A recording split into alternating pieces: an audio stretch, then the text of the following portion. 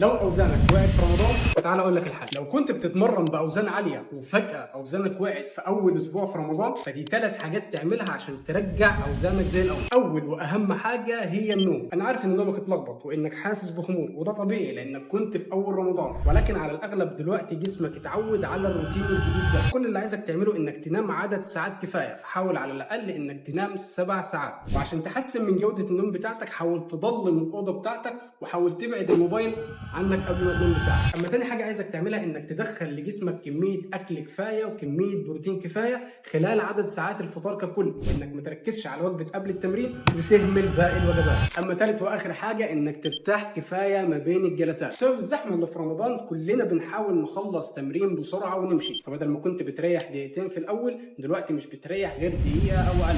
ده طبيعي ياثر على اوزانك، فعشان كده حاول تريح كفايه ما بين الجلسات. لايك وفولو لنصايح اكتر.